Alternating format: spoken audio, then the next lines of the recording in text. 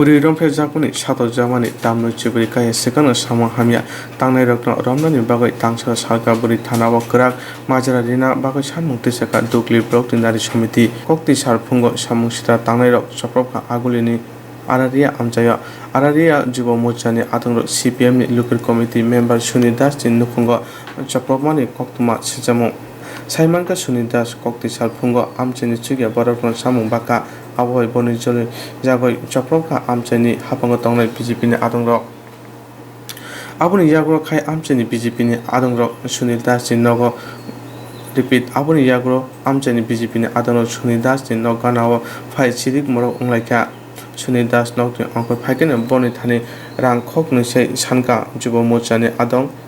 Monishon Chakraborty Rakesh Ghosh Badur Ghosh Fia Khok Nusei Rang Rimai ni Bagoi Boni Nukungo Chaproka Samusita Tangnai Nogo Haboi Suni Das ni Hamjotnumo Buka Jaikino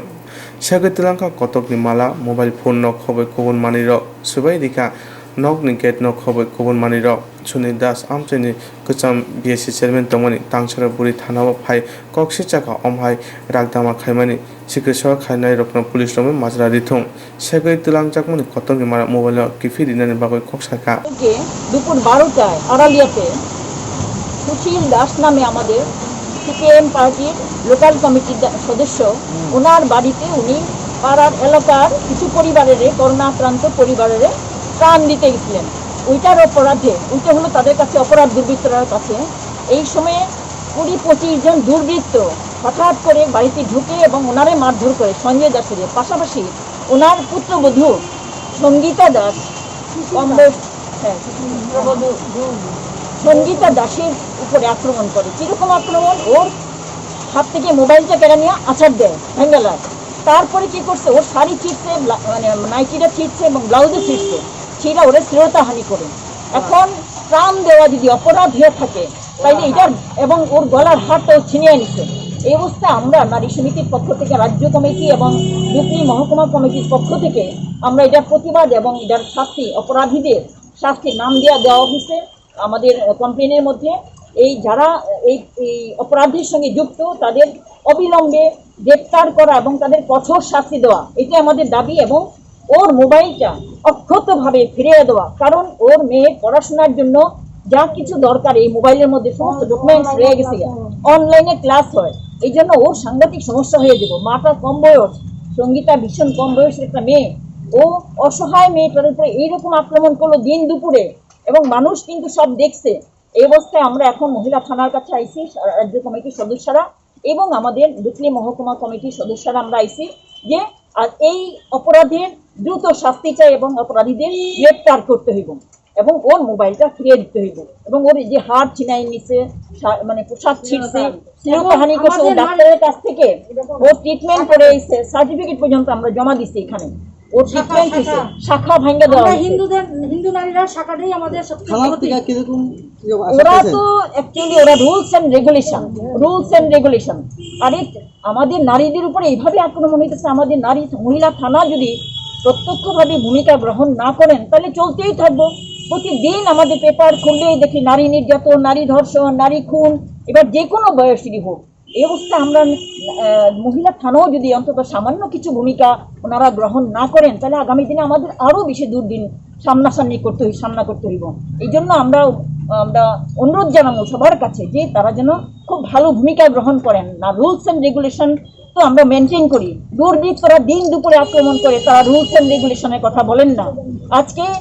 প্রাণ দেওয়া হয় corona আক্রান্ত পরিবারগুলিকে ওইটা হলো গিয়ে আমাদের প্রতি তাদের এখন আইন রুল এগুলি দেখানোর ব্যাপার আমরা এটাই বলি যে রুলস অ্যান্ড রেগুলেশন আপনাদের ঠিক আছে আমরা মানি আমরা রুলস অ্যান্ড রেগুলেশন মেনটেন করি কিন্তু আপনাদেরও কিছু ভূমিকা নিতে হইব এইভাবে অপরাধীরা দিন দুপুরে মহিলাদের উপরে আক্রমণ করবো কম বয়সী একটা মেয়ে মার উপরে আক্রমণ করলো এইভাবে নির্যাতন করলো এটার প্রতিবাদ আমরা জানাই এবং আপনাদের কাছেও আমরা কোনো আপনাদের ভূমিকা আপনাদেরও থাকবো আপনারা এমনভাবেই আপনারা খবরটা তুলে ধরবেন এবং এখনই সঙ্গীতা দাস কিছু করব ওর তো আমি হলাম পশ্চিম জেলা কমিটির নারী সমিতির সম্পাদিকা মিনতি বিশ্বাস আমার শ্বশুর সকালবেলা আমি বাপের বাড়িতে আসতাম আমি এটা করতে পারি না শ্বশুর সকালবেলা ত্রাণ দিতে ওই জিনিসটা নিয়ে এসেই বাড়ির সামনে 20-25 জন বিজেপি করে তারা আছে আর যে ঝগড়াঝাটি করতেছে, শ্বশুর লোকে তর্ক করতেছে, ওইটাই আমি ঘর থেকে শুনছি। শুনে ফিরে আমি কই আমার ছেলেরে ঘুম পাতাতেছিলাম। ওই সময় আমি বাইরে এসে দেখি কিসের ঝগড়া হইতেছে, আমি বাইরেছি। মোবাইলটা আমার হাতে আসলো, মোবাইলটা দিয়ে আমি ভিডিও দেখতেছিলাম ঘরের মধ্যে। ওই সময় গেটের সামনে গেছি, পরে কোথাছে মোবাইল এখান থেকে সরান। তখন আমি গেছি বাবু আমনে হয়ে পড়েন। আমার শ্বশুরে গেছি বাবু আমনে হয়ে পড়েন। শ্বশুরে গেছে যাও তুমি ঘরে যাও। আমার তো শ্বশুর একজন অসুস্থ, আমি তাদেরকে আমি উঠানেই আসলাম। আর গেট লাগাই লাইছে আমার শ্বশুরে। তারপরে গেটের বাইরে বিজেপি কয়েকজন লোক কইতাছে ক্যামেরা করছে, ফটো তুলছে। তখন মনীষ চক্রবর্তী গেট ভাঙ্গে আমার শাশুড়ি আটকে রাখছে যে ঘরে বাড়ির যাইও না। গেট ভাঙ্গে আমার শাশুড়িরে ধাক্কা দিয়ে তারপরে বাড়ির ঢুকে এসে আমার কাছে মোবাইল দেয়। আমি কাছে আমি কেলি আপনার মোবাইল দিব। আমি অনেক চেষ্টা করছি মোবাইলটা এইভাবে, অনেক চেষ্টা করছি মোবাইলটা আটকানোর। মোবাইলটা আমি আটকাতে পারছি না। মোবাইলটা নিতে গিয়া আমার ড্রেস সব ছেড়ে গেছে, আমার হাতের শঙ্খ ভেঙে গেছে, আমার হাতে ব্যথা পাইছি, বুকে ব্যথা পাইছি। তারপরে আমার হাতটাও নাই, আমার হাতটাও নিচে। তারপরে গেটে গিয়ে সেটা মোবাইলটা 3-4টা আছাড় মারছে। আমি কইছি যে মোবাইলটা না ভাঙ্গে আপনি দেখেন মোবাইলের মধ্যে কোনো ভিডিও বা ফটো আসেনি। তারা এটা কিচ্ছু না শুনে মোবাইলটা ভাঙ্গে ওই হাতে করে নিয়ে গেছে, পকেটে করে নিয়ে গেছে। আজকে যে থানায় আছেন আপনি জানাইছেন নি বিষয়টা পুরোটা? হ্যাঁ, এই মোবাইলের মধ্যে আমার বাচ্চার আমার অনলাইনে ক্লাস সব এটার মধ্যে, আমার লিঙ্ক সব এটার মধ্যে। আমার মোবাইলটা এখন আমার দরকার মোবাইলটা। থানাতে আসার পর কিরকম সাহায্য পেলেন থানা কর্তৃপক্ষ থেকে? তারা তো কইছে দেখবো, রুলস অনুযায়ী তারা দেখবে।